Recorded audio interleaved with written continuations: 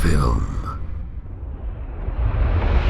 Hi, I'm Graham, welcome to Man vs Film. This is going to be my first Blu Ray pickup video for 2016, and here's what I've got so far. So the first one on my list, and the thing that I was unsure about picking up basically because of the price, was Kinji Fukasaki's Battles Without Humanity and Honor. Now this is an absolute monster of a set. I don't know much about it, but I've heard people talk about it, I've seen reviews, and all I know is this is one of the pinnacle Japanese Yakuza movies of all time. Two new Masters of Cinema releases this month. The first one is Walter Matthau in A New Leaf. I know nothing about this, but it's Masters of Cinema, which is always good in my book. The second one was Andrew Detoth's Day of the Outlaw. Again, I don't know anything about it, but for blind buys, you can't go wrong with Masters of Cinema. Zombie Flesh Eaters 2, which comes from the Italian collection.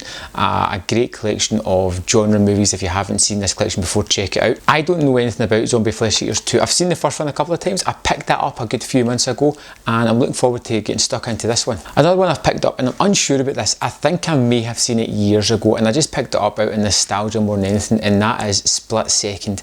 I don't want to look at the back of it, I don't want to know anything about it. I want to put this genre movie on and just soak up the actiony goodness, and Rutger Hauer is fantastic in these kinds of performances, these kind of movies. The Counsellor.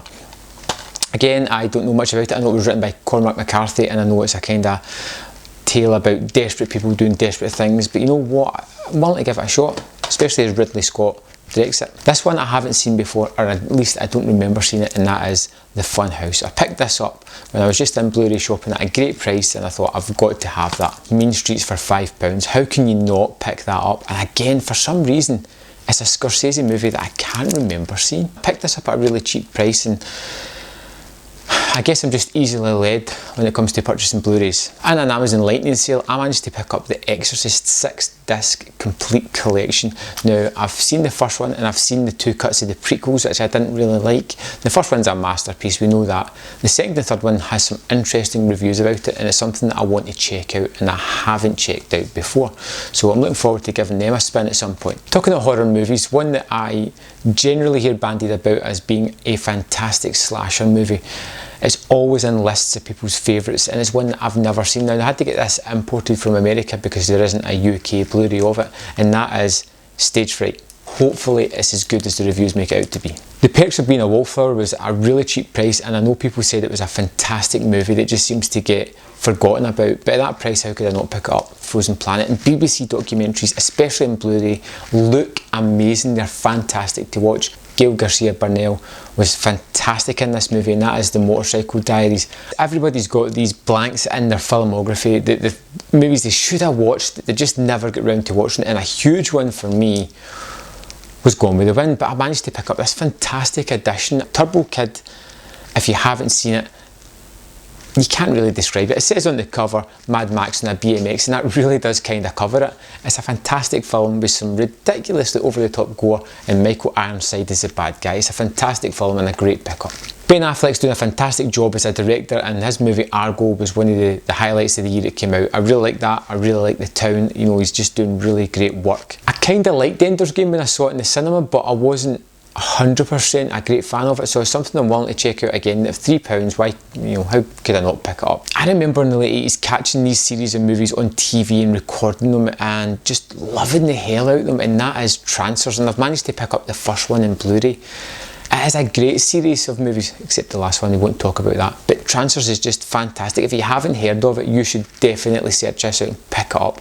One of my favourite movies from the 80s, Killer Clowns from Outer Space, with an absolutely fantastic cover. This is an Arrow video exclusive movie, they always do fantastic editions. I've seen this loads of times. I've had it in VHS, I've had it in DVD, I've now picked it up on Blu-ray. I'll probably pick it up in whatever other format it comes out at. It's a fantastic, weird movie with lots of practical effects that are just ridiculously cool looking and kind of off-putting at the same time. Last year I seen Paul Thomas Anderson's Inherent Vice in the cinema, and I tried to do a review for it. I really did, but I just couldn't get the words out to articulate what I thought about the movie, and even a year later I'm still struggling with my opinion of it. I've picked it up again, I'm going to watch it and see if it becomes any clearer to me this time round. Again, another Arrow pickup, another fantastic movie, and that is Maniac Cop. Maniac Cop is just one of these great late 80s horror movies. I'm really hoping that they bring out parts 2 and 3 in Blu-ray so I can pick them up. 2 is my favourite, but this is a really strong movie, and if you haven't seen it, check it out. I picked up Oblivion. It's a movie I saw in the cinema. I liked the first half, wasn't too keen in the second half, but I'm willing to give it another shot. Now, a movie that just splits people down the middle, and that is Spring Breakers, and I liked Spring Breakers. It's really weird, it's really off-putting, but Harmony Korine is a great filmmaker who, you know, this is probably going to be his most mainstream thing that he ever makes. If you ever get a chance to check out his movies, check out Gummo, it's really good. Tom Hardy's breakout performance was in Bronson's, directed by Nicholas Winding Refn, who later went on and did Drive. This is a really, really interesting film about a character that just, you couldn't make up, to be fair. It's just the things that he gets up to is ridiculous, and he's a really interesting character to watch, and Tom Hardy's performance is fantastic. Edgar Wright's movies are a joy to watch. It's sad that he didn't get to do the Ant-Man that he wanted to do, but we'll get another Edgar Wright movie soon, and I really like it when he works with Simon Pegg and Nick Frost, and I picked up At World's End, the third part of their Cornetto trilogy. I really like Shaun of the Dead. I think it's a masterpiece of a movie. Hot Fuzz is really good, and I really enjoyed this as well. And it was about time I added it to my collection. Sinister was one of those movies that I had a particular scene, the lawnmower scene, that just stuck with me, and I want to see it again. I remember the movie being pretty good, had some creepy images, wasn't fantastic, but it was a strong movie. I haven't seen the sequel, but I've heard bad things about it. Now, Richard Stanley's Hardware was a movie that I stumbled across in the early 90s on satellite TV, and I loved the hell out of it. It's exactly what I want from a movie.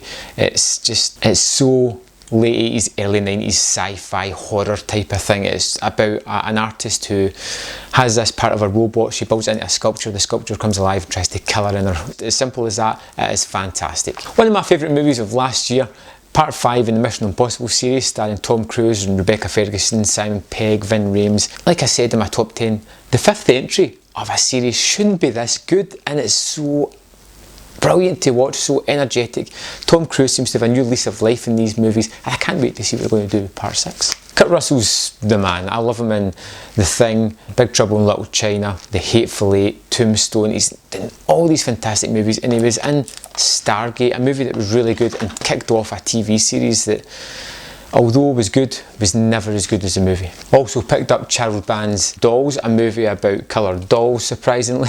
It seemed to be a thing in the early 90s, and it's directed by Stuart Gordon, the guy that did Reanimator and From Beyond and things like that. It's a good, enjoyable watch. It's nothing fantastic, but if you're into horrors, you're into that kind of time span of horror movies, you can do much worse than this. As you know, I finished my videos with whatever steelbooks I've picked up. I managed to pick up one steelbook this month, and it was one that I had ordered a while ago. I actually thought it had been lost in post at one point, but it turned up. I'm sure everybody's got a copy of this by now, and it is the Ant-Man steelbook. Like I said earlier on, I would love to have seen Edgar Wright's Ant-Man, but I thought Peyton Reed's Ant-Man was fantastic, a real pleasure. I was expecting much worse of a movie. It turned out to be a smaller story than what Marvel usually tell, with a little bit more intimacy, some characters that I could really enjoy, and I'm looking forward to see where this goes in future sequels. So that's what I've picked up in January. I will no doubt be buying more. I've already ordered some for February, so I'll be back then with another list of Blu-rays that I've picked up. If you go into my Instagram page, you'll see what I get, as I usually post images of what I've picked up. So add me on there, and if you've got movie related Instagram page, I will add you back. And I will see you next time on Man vs Film. Hey guys, thanks for watching that video. In front of you there are 2 more videos that you can check out whenever you want, and at the bottom of the screen is a subscribe button, and I would really appreciate if you would subscribe to this channel, and I'll make sure that you get the content first and foremost. And if you did enjoy this movie, hit the like button. It really just boosts my confidence, and I will see you next time on Man vs Film. Thanks for watching.